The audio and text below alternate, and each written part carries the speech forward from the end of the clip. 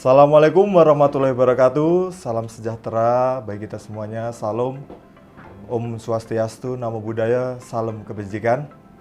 Salam leadership. Kami dari Pokjar 16 Dikrek Sespimen 63. Kami sendiri Serdik Sidik Pramono. Kami di sini dibantu dengan rekan kami yaitu Serdik Dewa, Denny Wahyudi. Kemudian ada Serdik Douglas, kemudian ada Serdik Yuan Fitra.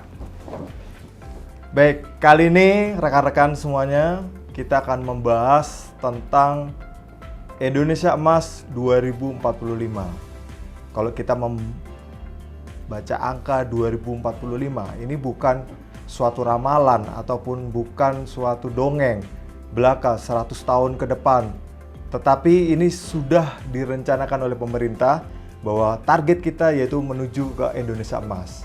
Nah, dari visi pembangunan rencana Indonesia Emas 2045 ini ada 4 pilar. Yaitu yang pertama, pembangunan manusia atau karakternya, kemudian pembangunan ekonomi yang merata, kemudian pemerataan pembangunan, dan yang terakhir adalah pemantapan ketahanan nasional. Nah, kita akan bahas pokok yang sangat menarik ini ya. Kebetulan di sini ada rekan-rekan dari Pokjar 16 yang sudah siap untuk kita mulai membedah satu-satu nih. Tapi kita fokus dari pembangunan manusia yaitu karakter karena sesuai dengan tema dari keutamaan Sespim Mendikbud Polri yaitu pembangunan moral di mana karakter adalah yang utama. Baik, Kang Denny, bagaimana menurut Kang Denny ini? Terima kasih. Jadi Indonesia Maju di 2045 itu sudah di depan mata. Nah, tentunya salah satu fokus dari pilar tersebut untuk menuju 2045 Indonesia Emas atau Indonesia Maju, maka variabel yang paling penting di situ adalah salah satunya adalah sumber daya manusia. Nah, 2045 maka Indonesia mendapatkan bonus demografi di mana 60% dari total populasi diperkirakan kurang lebih antara 297 sampai dengan 300 jiwa. 60%-nya adalah usia-usia produktif, di mana usia-usia produktif ini seperti dua sisi mata uang atau dua sisi pedang, di mana jika tidak direncanakan dengan baik, jika tidak dikelola dengan baik, bukan justru akan menjadi Indonesia Emas, justru akan menjadi Indonesia yang penuh dengan bencana karena usia-usia produktifnya tidak bisa menghasilkan karya, tidak bisa berguna untuk masa yang akan datang. Oleh karena itu, momentum pada saat ini, faktor variabel yang paling penting dan menjadi pilar utama dari 4 pilar yang ada dalam menuju Indonesia Maju, maka sumber daya manusia menjadi sangat penting. Turunannya dari sumber daya manusia adalah karakter. Nah, kalau kita berbicara karakter di kepolisian, kebetulan kami dulu pernah dinas di Akademi Kepolisian, maka di dalam Peraturan Kalemdiklat nomor 1 tahun 2021 kalau tidak salah dalam pasal 7 di Kode Kehormatan Peserta Didik, maka ada 12 karakter yang menurut kami itu sudah sangat bagus. 12 karakter tersebut diantaranya adalah keimanan dan ketakwaan, cinta tanah air, demokratis, disiplin, kerja keras dan cerdas, profesional, sederhana, empati, jujur, adil, teladan, dan integritas. Nah, bagi kepolisian sebetulnya ini sudah cukup baik. Tinggal bagaimana menuju Indonesia Maju di 2045 ini diliniarkan. Artinya apa? Diliniarkan itu artinya pada Akademi Kepolisian itu kan merupakan pembentukan. Ini mungkin bisa nanti di SPN juga bisa diimplementasikan. Akan tetapi tidak cukup sampai pada proses pembentukan saja. Tetapi nanti mungkin bagian sumber daya manusia, 12 karakter tadi yang sudah ada, ini bisa dievaluasi. Entah itu mungkin per semester, entah itu mungkin per tahun, atau per triwulan. Tapi ada alat ukurnya. Ada nilai-nilai kualitatif dan kuantitatif. Sehingga diharapkan mulai dari proses pembentukan sampai dengan nanti menuju Indonesia 2045, maka karakter-karakter manusianya dalam hal ini Polri terutama itu bisa menjadi sempurna sesuai dengan apa yang diinginkan.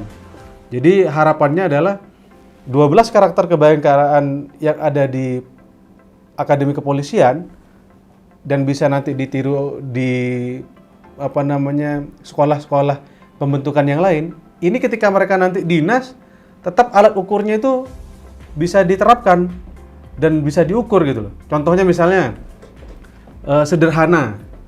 Sederhana itu kan jelas misalnya tidak menggunakan sesuatu yang berlebihan.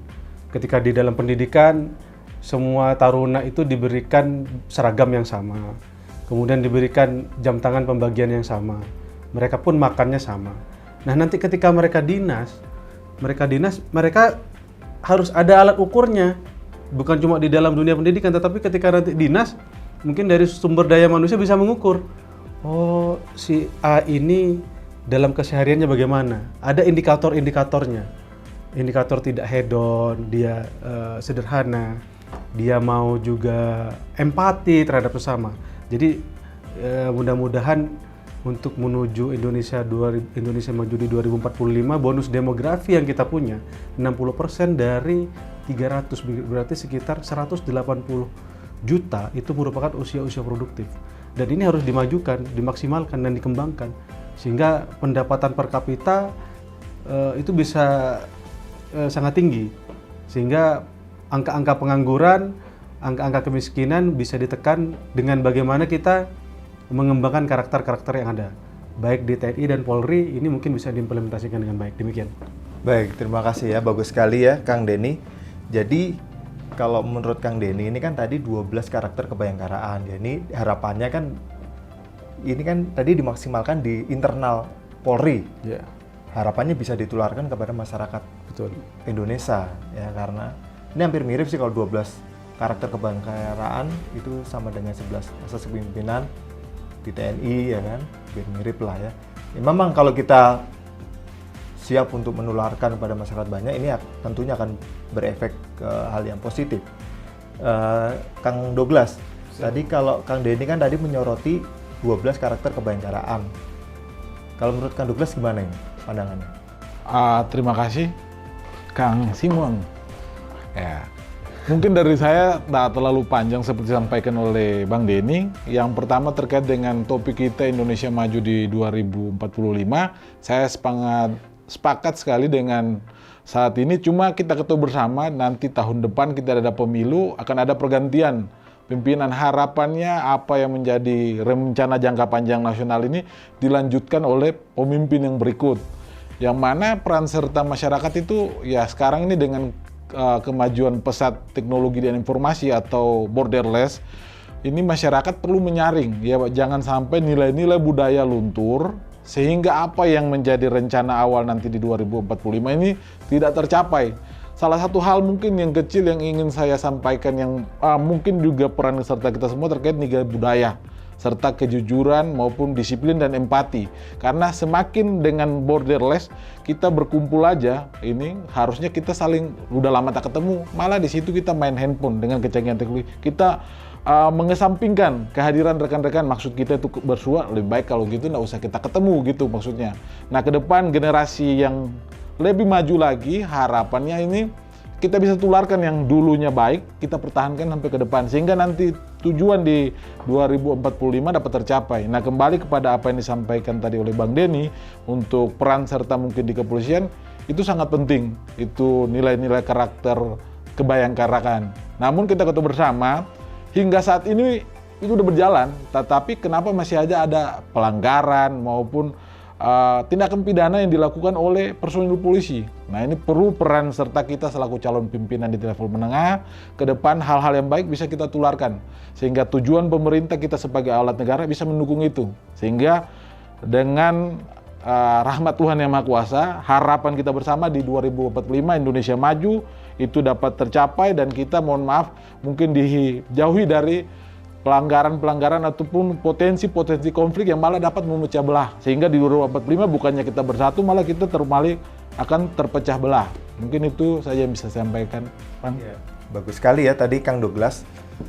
memang sekarang ini kan borderless ya, tidak terbatas, apalagi dengan ilmu pengetahuan, perkembangan ilmu pengetahuan yang semakin pesat ini. Tetapi di salah satu pilar pembangunan Indonesia ini adalah penguasaan ilmu pengetahuan dan teknologi. Ya, ini harapannya kita sebagai instansi TNI Polri ini ya mampu untuk mengatasi situasi yang borderless ini.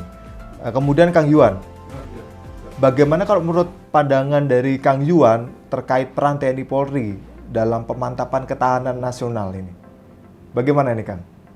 Iya, baik. Terkait sama peran TNI Polri ini, mau TNI atau Polri itu adalah organisasi, ya kan? Di dalam organisasi itu ada penggerak organisasi, diantaranya adalah orang atau manusianya. Memang selaras dengan yang pertama tadi, mau organisasi, mau pembangunan, mau pemerataan pembangunan ekonomi, semuanya adalah kuncinya di manusia. Makanya kenapa di 2045 ini, 2045 ulangi. Ini yang pertama adalah pembangunan manusia. Ya, mau pakai metode apapun, mau pakai cara apapun, kalau manusianya memang belum siap, saya pikir memang belum bisa terwujud, ya kan. Jadi terkait peran TNI Polri ini memang yang pertama adalah dan utama sinergitas, ya kan. Bukan hanya di TNI Polri, ya kan. Saya pernah di KPK juga. Di situ juga ada namanya pedoman insan KPK itu namanya ISKPK. ISKPK itu singkatan. I-nya itu integritas, S-nya itu sinergitas, K-nya itu keadilan, P-nya itu profesional, dan K yang terakhir itu adalah kepemimpinan. Nah, di sini juga ada kata-kata sinergitas dan kepemimpinan juga. Kebetulan kita di Sespimen ini, ya kan, memang betul, memang harus ada terdiri dari TNI dan Polri, di mana namanya teori sinergitas itu dibangun dari komunikasi. Komunikasi kalau tidak kenal maka tak sayang. Sama dengan kita bahwa sebelumnya kita nggak kenal juga bagaimana mau bersinergi kan. Ketika kita udah satu pokjar, otomatis kita berkomunikasi kan. Akhirnya bersinergi sampai dengan nanti pada saat lulusan tanggal 24 Oktober. Amin. Ya kan? Jadi diharapkan saya sendiri atau mungkin Bang Simon juga nanti ke depannya kita tetap bersinergi. Katakanlah kalau Bang Simon nanti jadi Pangdam Siliwangi, ya kan?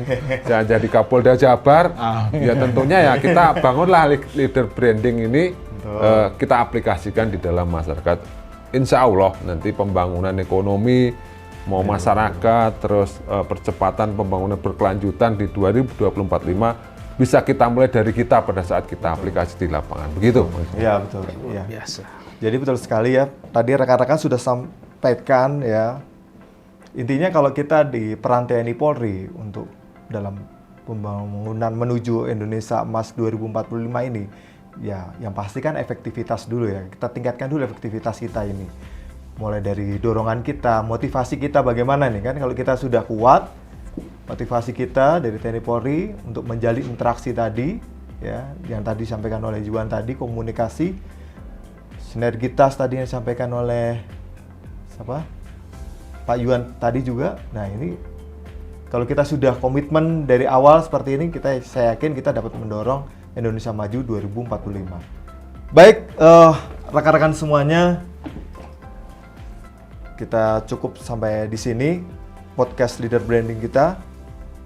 Kita harapkan TNI Polri menjadi solusi bagi kemajuan Indonesia Emas 2045, bukan malah menjadi penghambat dari kemajuan itu sendiri. Terima kasih. Kami dari Pokjar 16, saya Sedik Sidik Pramono, undur diri. Wassalamualaikum warahmatullahi wabarakatuh. Salam sejahtera. Om Santi Santi Hum. Namo Buddhaya. Salam leadership.